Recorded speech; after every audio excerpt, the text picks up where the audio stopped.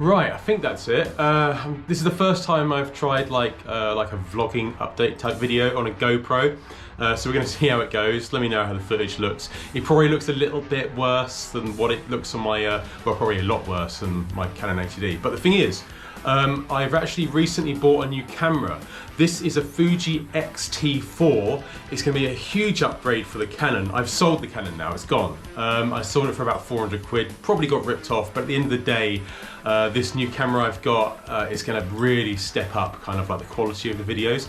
So I'm going to be re-filming all of the stuff I did before in 4K, 60 frames a second. I'm not sure whether to go to 60 frames a second or 24. I'm going to need to work out what's going to look better cinematically. But this camera I've got is going to be really, really, really good. But the main focus of today's video is basically to talk about kind of, I mean, this is the first video.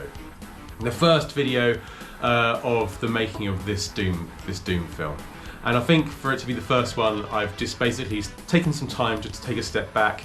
I did a few of these like vlog type things just to sort of like step away from gaming and that sort of thing, because I feel like if you focus too much on video games, me myself personally, I feel it can kind of like overwhelm me, and I just needed a bit of a step back from it before I go back into this big Doom film I'm going to be doing. So yeah, this first video is basically to announce that I've got the camera that I was after, which is absolutely great news. I've got the PC to power 4K and all this sort of thing. It's going to be good for that. Got like 32 gigs of RAM, which is pretty damn good. And the final thing I want to talk about, before I interrupted myself, is basically how I'm going to do the demons. Now, this was one of the main factors of make or break of making this film. And I thought about trying to find like Halloween masks that might like correspond with the demons in the game. I looked and found some decent ones, especially the Archvile. I found a very good mask that could be for the Archvile. But at the same time, it's just creatures in a rubber suit. And I thought of maybe like if I could do it that way, I could sort of maybe have it kind of like Alien. You don't see them all the time. You just see little characteristics of them. And lots of smoke and lots of dark and maybe a lot of strobe lights. So you see them, but you don't.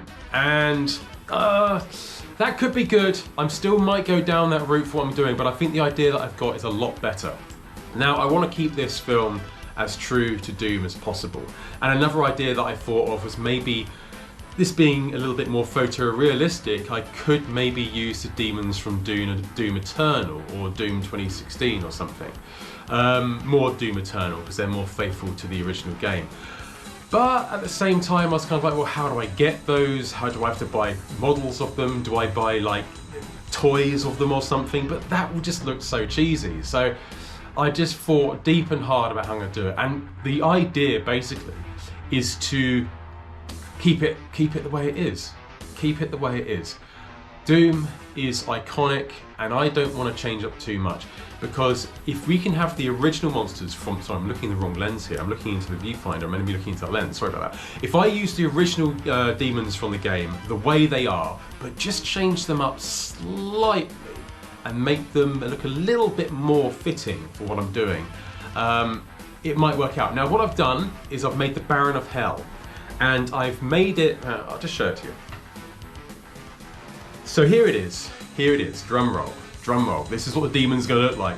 So, this is the Baron of Hell. I'm keeping it cardboard, and I've made it in sort of layers. Can you see that? So, you've got kind of like the teeth behind, you've got like the nose out in front.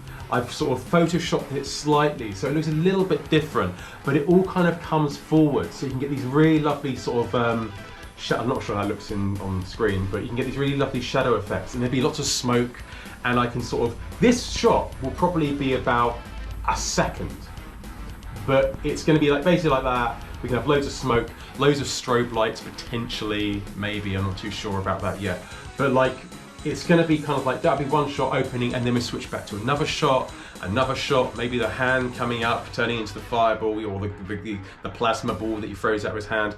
You know, I've tried to make I want to keep these original as close to the game. Think about what we're going to say before you say it. Close to the game as possible. And I feel that if I change up the demons, we're going to lose something.